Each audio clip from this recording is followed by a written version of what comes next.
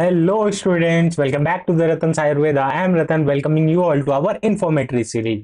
तो आज के इस लेक्चर में हम लोग संहिता अध्ययन के बारे में डिस्कशन करेंगे कि अगर तुम लोग के एग्जाम में एक दिन भी बचा हुआ है तो फिर क्या स्ट्रेटेजी रखनी है जिससे तुम लोग आसानी से पास हो जाओगे। तो ये लेक्चर स्टार्ट करने से पहले मैं तुम लोग को एक बार इन्फॉर्म कर देना चाहता हूं कि देखो, बाकी पदार्थ विज्ञान हो गया, क्रिया शारीर हो गया, रचना शारीर हो गया, इन सब में क्या है कि तुम लोग को दो मौके दिए जाते हैं। यानी कि पेपर 1 और पेपर 2 रहता है, दोनों को मिला के कंबाइन पास होना रहता है। लेकिन संहिता में तुम लोग को सिर्फ एक ही मौका मिलेगा और इस एक मौके को तुम लोग को यूटिलाइज करना पड़ेगा और पास होकर दिखाना पड़ेगा। तो आज हम एक बार स्ट्रेटेजी वगैरह डिस्कस कर लेते हैं कि कैसे क्या होगा, कि कैसे क्या करना है तुम लोग को कि आराम से पास हो जाओगे। तो देखो, संहिता अध्ययन का क्या पेपर जो होना है वो एक ही पेपर होगा और इसमें पास होना जरूरी है रिटेन में। टोटल 200 मार्क्स का तुम लोग का संहिता का पेपर होता है। उसमें फाइनल एग्जाम जो होता है वो रिटेन जो होता है वो 100 मार्क्स का होता है। प्रैक्टिकल भी इसमें संहिता में नहीं होता है। वाइवा 75 मार्क्स का होता है, इंटरनल असेसमेंट 15 मार्क्स का और इंटरनल 10 मार्क्स के होते हैं। तो ये जो रिटेन है ये बहुत इंपॉर्टेंट है क्योंकि एक ही मौका मिलेगा पास होने के लिए। तो इसमें देखो, इसमें 20 एमसीक्यू रहेंगे, 8 शॉर्ट यानी कि 5 मार्क्स वाले क्वेश्चन रहेंगे और 4 लॉन्ग यानी कि 10 मार्क्स वाले क्वेश्चन रहेंगे। तो ये तुम लोग का टोटल पैटर्न रहने वाला है। इस पैटर्न के अकॉर्डिंग तुम लोग के क्वेश्चन आएंगे।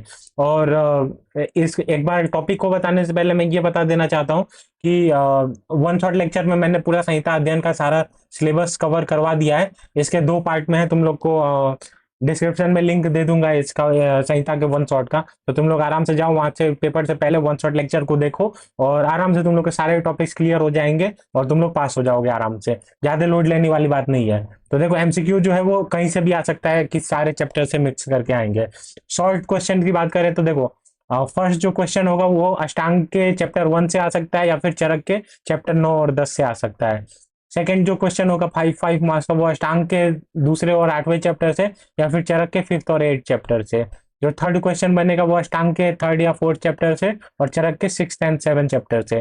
जो फोर्थ क्वेश्चन 5 मार्क्स का बनेगा वो अष्टांग के 11th और 12th चैप्टर से और चरक के 12th चैप्टर से। और फिफ्थ क्वेश्चन जो बनेगा वो चरक के फर्स्ट चैप्टर से बनेगा। सिक्स्थ क्वेश्चन जो बनेगा वो अष्टांग के 5, 6, 15 और चरक के 2nd, 3rd और 4th चैप्टर से बनेगा। जो 7th क्वेश्चन होगा 5 मार्क्स का वो अष्टांग के 7, 9 और 10 चैप्टर से बन सकता है। और जो 8 क्वेश्चन होगा 5 मार्क्स का वो अष्टांग के 13, 14 और चरक के 11वें चैप्टर से बनेगा। लॉन्ग वाली बात करें तो लॉन्ग क्वेश्चन के बारे में देख लेते हैं। तो जो 10 मार्क्स के जो क्वेश्चन बनेंगे उनका पैटर्न ये रहेगा।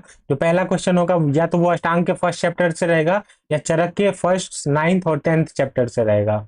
सेकंड जो क्वेश्चन होने वाला है वो अष्टांग के 2nd या 3rd चैप्टर से होगा और चरक के 5th और 6th चैप्टर से होगा। तो ये सारी चीजें मैं बता रहा हूँ, ये अपने मन से नहीं बता रहा हूँ, ये तुम लोग के सिलेबस में ऑलरेडी दिया हुआ है ये जो भी पैटर्न है। थर्ड जो 10 मार्क्स का क्वेश्चन रहेगा वो अष्टांग के 11, 12, 13, 14 चैप्टर से या फिर चरक के 12th चैप्टर से आएगा। जो फोर्थ क्वेश्चन रहेगा 10 मार्क्स का वो अष्टांग के 8, 9, 10th और 4th चैप्टर से या फिर चरक के 11th और 7th चैप्टर से रहेगा। तो ये तुम लोग का मोटा मोटी पैटर्न रहने वाला है और इसके हिसाब से तुम लोग को क्वेश्चन आएंगे। अब क्वेश्चन ये आता है, लास्ट मोमेंट है, पूरा तो पढ़ नहीं सकते हैं, तो पढ़ना क्या क्या है। तो देखो, छोड़ना क्या क्या है ये मैं बता दे रहा हूँ, इसके अलावा तुम लोग सारे पढ़ लो। तो देखो, ये 6th जो क्वेश्चन है, देखो ये सारे पैटर्न वगैरह दिया हुआ है, सीक्वेंस अलग अलग हो सकता है। छठे की जगह चौथा जा सकता है, चौथे की जगह दूसरा जा सकता है। तो ऊपर नीचे हो सकते हैं क्वेश्चन, लेकिन पैटर्न यही रहने वाला है। तो देखो, एक जो क्वेश्चन 5 मार्क्स का है उसमें अष्टांग के तुम लोग के 5, 6 और 15 चैप्टर है और चरक के 2nd, 3rd और 4th चैप्टर है। तो ये जो 6 चैप्टर है इनको मिला के जो है वो तुम लोग के 5 मार्क्स के ही क्वेश्चन बनेंगे। तो ये 6 चैप्टर को जो है वो चाहो तो, अगर लास्ट मोमेंट है, अगर समय है तो पढ़ लो, अगर नहीं समय है तो ये 6 चैप्टर को तुम लोग चाहो तो स्किप कर सकते हो। और बाकी तुम लोग को सारे चैप्टर्स का थोड़ा बहुत नॉलेज होना चाहिए। तो नॉलेज कैसे तुम लोग को गेन करना है, तो वन शॉट लेक्चर में मैंने पूरा अच्छे से एक्सप्लेन कर दिया, शॉर्ट में एकदम 100% एग्जाम के लिए ही मैंने वन शॉट बनाया हुआ है। तो 2 पार्ट में संहिता का जो है वन शॉट कर दिया है मैंने। एक पार्ट 1 है और एक पार्ट 2 है। तो 2 पार्ट में मैंने पूरा कंफर्म कवर करवा दिया है। 1-1.5 घंटे का लेक्चर होगा।